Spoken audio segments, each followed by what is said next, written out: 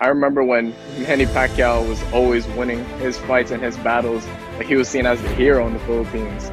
And I feel like if when you make it to the NBA, because I believe that you will, and you can be the face of the NBA for the Philippines, how do you feel knowing that you have that type of impact on your country?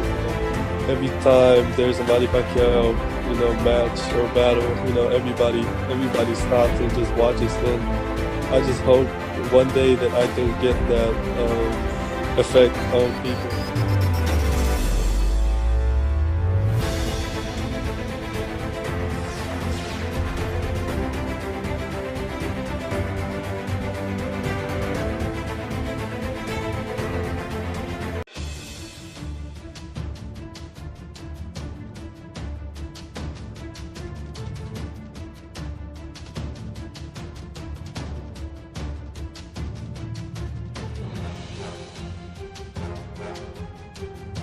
While playing with the G League right now, they're offering to pay for 4 years of college at Arizona State for you, correct?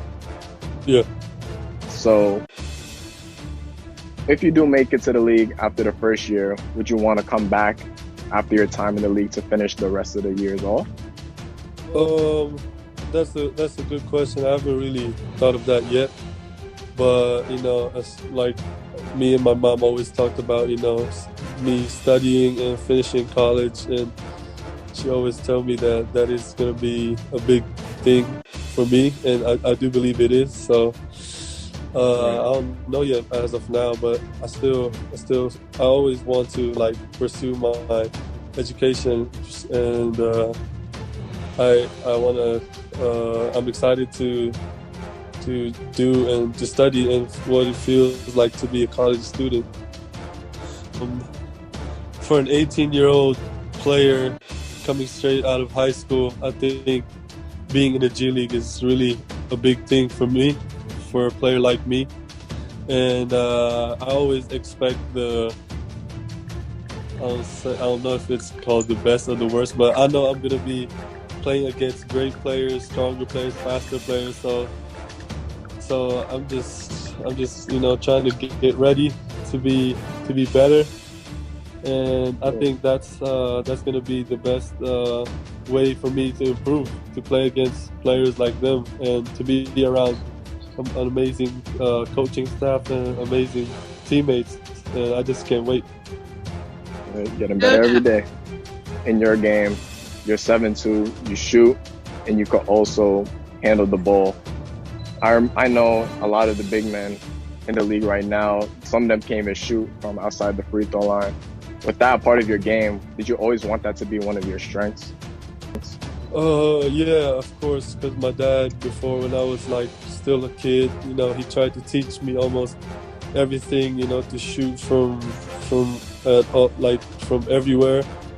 And, just growing up watching my dad I think he's a good shooter. Before, not now, but before he was. Oh, before. And he just taught me how to shoot from all the spots and how to have easy shots that effortless. And I think I learned I've improved my shooting because of him, and also because of my trainers. So yeah. How about for the ball handling part? Ball handling, yeah. My dad always knew that I'm gonna be this tall, so he didn't start training me as a guard, because growing up in the Philippines, I was always the tallest one. So every coach has to teach me how to be a big guy. And then I think my dad was one of the few trainers or coaches that I had that taught me ball handling. But as soon as I got here, almost every trainer that I had, taught me how to get better in ball handling, and that's been working working a lot for me. It definitely has shown. And I've been raised with my grandmother, who watches the Filipino channels all the time. And I remember when Manny Pacquiao was always winning his fights and his battles, he was seen as the hero in the Philippines. And I feel like when you make it to the NBA, because I believe that you will, that you can be the face of the NBA for the Philippines. How do you feel knowing that you have that type of impact on your country? Huge thing for me. It's kind of unfair to compare me to Manny Pacquiao, because Manny Pacquiao is the GOAT, and I have seen how Manny Pacquiao